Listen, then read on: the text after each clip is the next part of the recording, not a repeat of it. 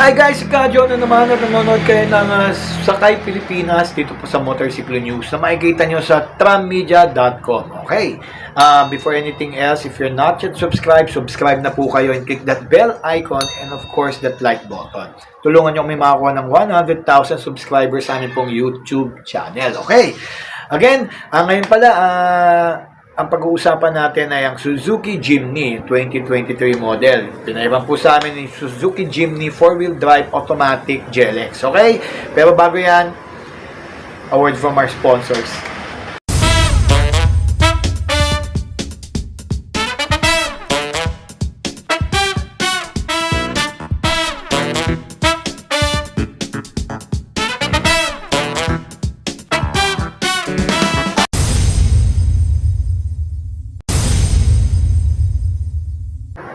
O yun guys, no? Ito, pag-usapan na natin ng Suzuki Jimny. Okay. First off, syempre, pag pinag-uusapan natin ng isang sasakyan, pag-usapan muna natin ng kanyang engine specifications, no? Meron siyang 1,462 o 1.5 to 1.5cc na engine, no? May manual, may automatic. So, itong gamit namin ngayon is automatic. Gasoline type nga pala to, no? And 100 horsepower. So, this is a good engine, a torquey engine. Okay? Okay, pagdating po sa kanyang overall nga pala engine again is 4-cylinder na po to at 16 valve na fuel injected, of course, with 4 valves per cylinder. Okay, ang kanyang fuel tank capacity, importante po kasi yan, no? Syempre, pagka ito may kaliitan po itong sasakyan na to, kung plano nyo bumiyahe na malalayo, kailangan nyo malaman kung okay ba ang fuel consumption nito, fuel economy. Anyways, 40 liters po ang kanyang fuel tank capacity, no? Diba? Anyways, ang kanya pong bigat is 1,110 kilograms at ang kanya pong length is, overall length is 3,650 millimeters. Ito po is yung from bumper sa harap hanggang sa likod, no? Yung bumper sa likod. Actually, hanggang dun sa may spare tire na to sa likod. Yung spare na gulong, dun kasi nakakabit sa pinto yan, Kasi 3 doors po to. Yung 2 doors sa bawat, yung mga sides, no? Yung isa sa likod. Actually, magkakaroon na sila ng 5-door variant, no? Abangan lang natin. But this time, ito po yung meron sila ngayon, yung 3-door variant. Anyways, ang kanya pong width is 1,645 millimeters. Ang wheelbase is 2,200 millimeters. Actually, sa wheelbase na short talaga, napakasarap po nitong isingit sa traffic. Okay? Talaga pong apakadali mo pong i-maneuver nito. Kaya imagine, pag na-stuck ka sa traffic, ang dali-dali ilusot, o kaya yung mga tight spaces, na maraming kaling ganyan, napakadali niya ipasok. Okay? Ang seating capacity is 4 seating. Actually, pwede 5. Although, feel mo na cramp na kayo, siksikan na pag 5. Lalo na kung malalaking tao kayo, no? Anyways, family ko, nung sinakyan namin to, family of 5 kami. Talaga, kasya naman yung mga bata, yung 3 kasya sa likod. Yun nga lang, syempre, hindi kagandahan yung cargo space, but I will show you later kung anong cargo space nito, no? Ito nga pala yan, cargo volume is 85 liters. So, maliit lang talaga. Malagay ka lang mga small bags and everything, lalo na pagka may nakaupo sa likod. Pero pagka finold down mo yan, mas malaki syempre. Kung dalawa lang kayong sasakay. Pero kung pampamilya po ito, konti po kayong luggage na madadala nyo. Okay? Kaya yung iba naglalagay ng top rack doon sa mga bubong ng mga sasakyan nila para sa luggage. Anyways, fuel consumption. Of course, we have to compare what's on paper on what's actual. No? Okay, Suzuki Jimny said, sabi nila, you get around 6.9 liters to 100 kilometers. So, let's see kung ano bang conversion ng 6.9 liters. Yan, around 15 kilometers per liter. Yan po yung on paper nila, no? We just got around 12 kilometers per liter. Kasi nga naman, super traffic, okay, dito sa lugar namin. But, yun po yung pinaka-traffic na. And, honestly, we got around, nung mag-long ride kami, long drive kami, no? Nakakuha kami mga 16 to 17 kilometers per liter. Yan yung parang maganda yung mix na, yung traffic, tsaka yung mga highway speeds, no? pag-usapan na natin ng ride comfort nito. Okay? Para dyan, ito, panoorin nyo.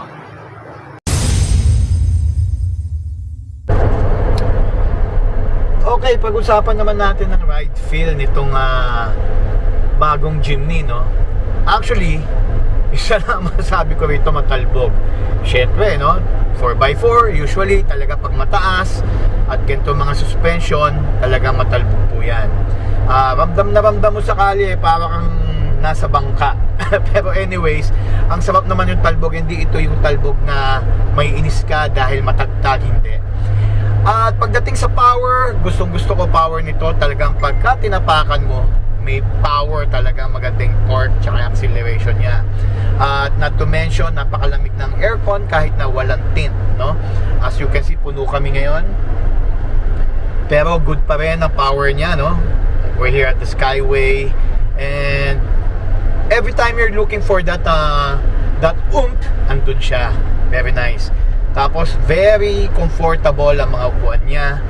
Speaking sa harapan, sa likod medyo may kasikipan kung ikaw ay may kalakihan, no? Pero just the same, kasya naman ng 4 dito na komportable. 5 medyo siksikan ang 3 sa likod.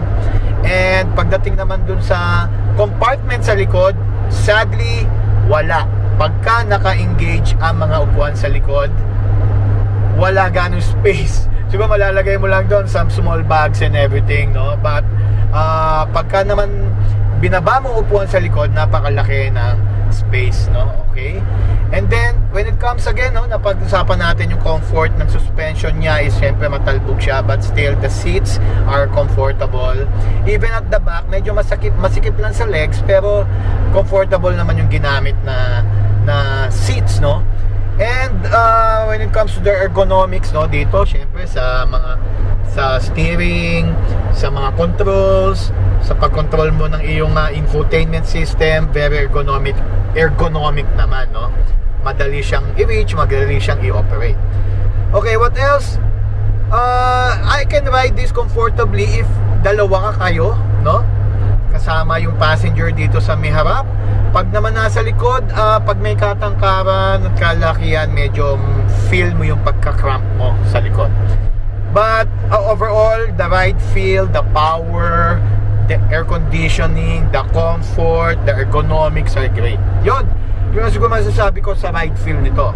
And kayang-kayang dalhin kahit saan. Of course, it's a 4x4. Very easy to engage the 4x4 system. Kahit saan mo dalhin, may mabahaman, bundok, pwede to. Magandang review natin pagdating doon, no? Hindi ko nagdadala ito sa bundok, syempre no need, because there's been lots of reviews about this. More on the technical part naman, syempre iba pa rin yung mas malalaking mga 4x4s, but this will do. Okay? O yun lang po masasabi natin dito. Infotainment system, okay din, magandang ang kanyang sounds, no? At nako-connect mo pa syempre ang inyong mga phones dito to play your music or to go using your Waze or your Google Maps, pwede. Okay, that's it. And nga pala, yung ingay, no, yung cabin noise, wala gaano, pero still maririnig kang konti sa labas, no? It will be toned down naman pag nakabukas ang yung stereos. Pero anyways, okay naman, comfortable pa rin. Doon yung feel na may luxury itong Jimny. Okay, yun lang. This is a good car for young people. Actually, kasi syempre pag may katandaan ng gagamit, medyo maalog talaga siya. But overall, it's a good car for the everyday use. Okay? Tsaka matipid pa sa gas kahit pa paano. Okay, one more thing po, pahabol, no, when it comes to the ride feel nito, no. Para ka lang naglalaro. It's not a really that serious car, no. Talagang where you're in it, it's like being young again. Ang sarap imaneho nito, parang may may excitement imaneho itong Suzuki Jimny. Okay talaga siya. Yun lang, mafe-feel mo talagang cramp, pero it's not that kaya ka bumili nito. You're not really looking for that spacious interior, but more on the performance, no? Mas lalo na pagka mahilig ka sa outdoors.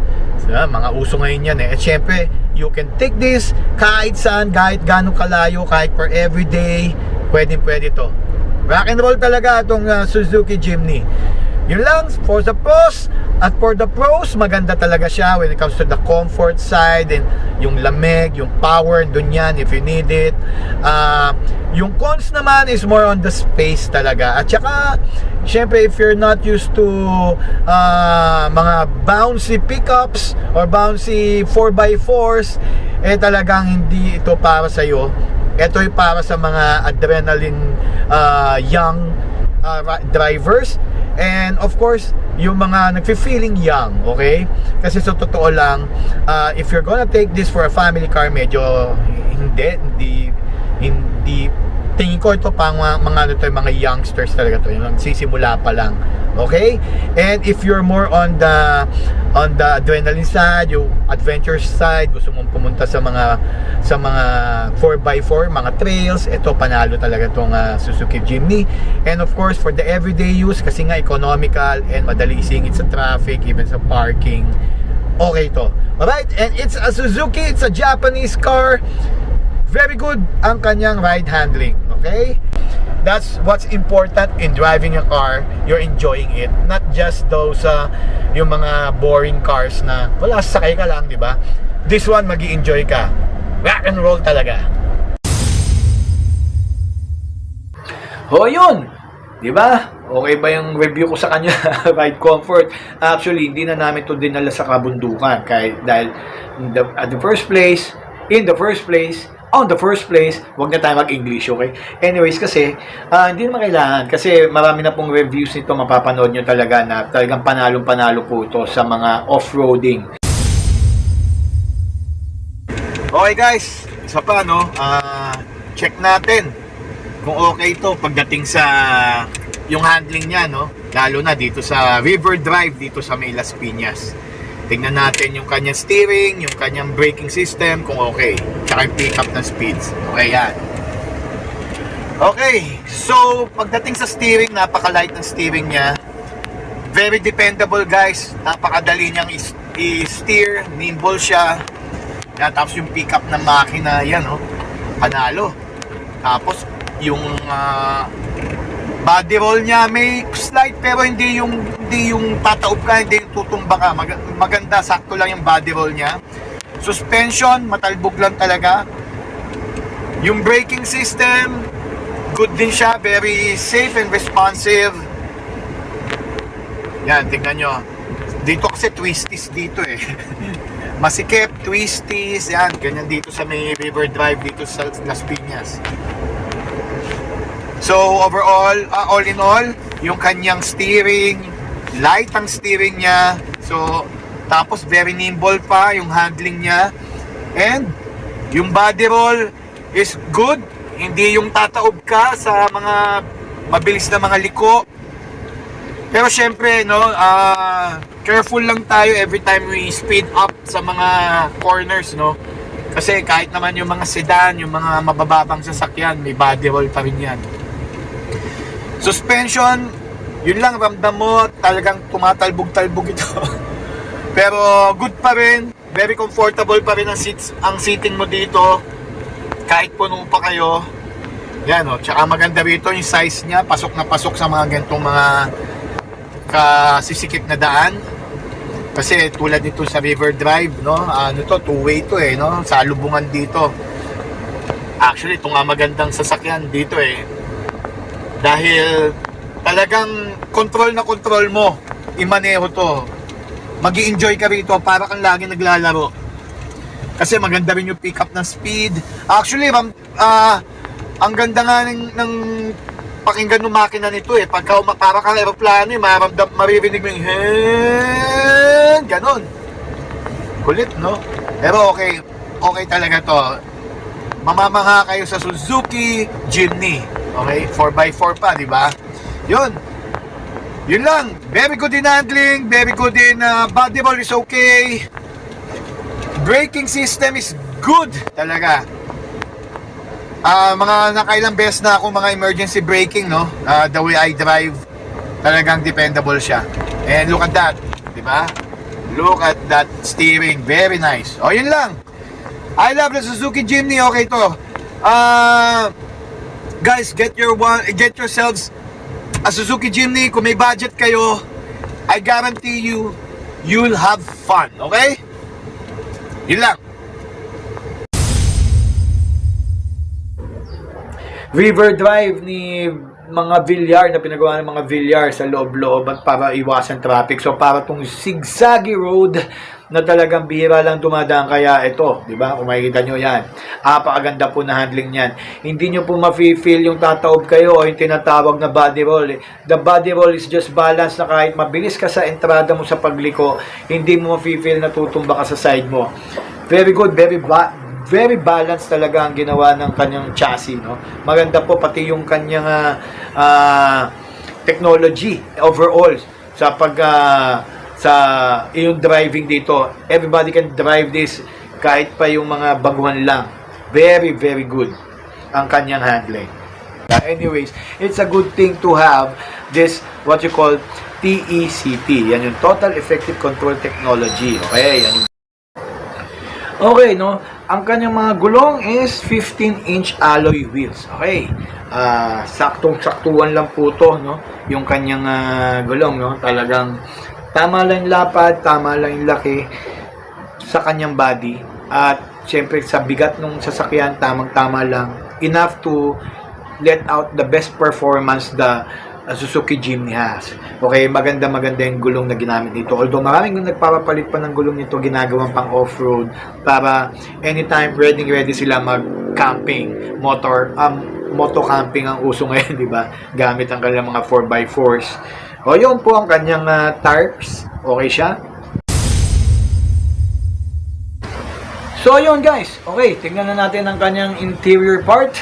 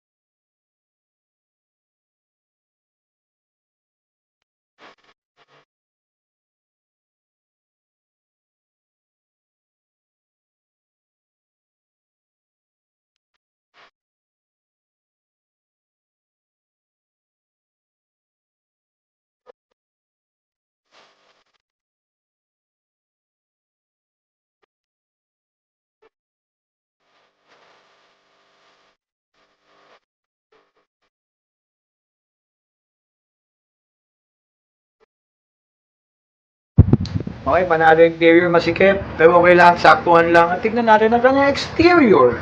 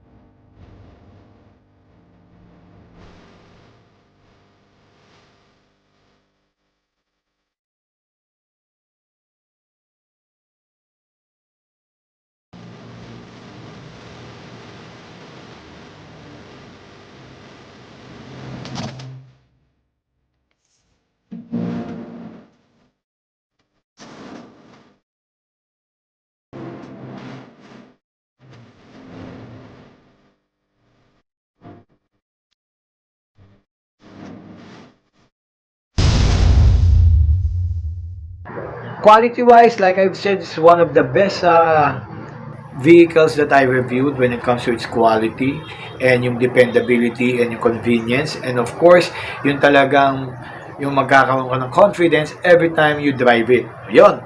So, when it comes to the price, ito po ang kanyang price.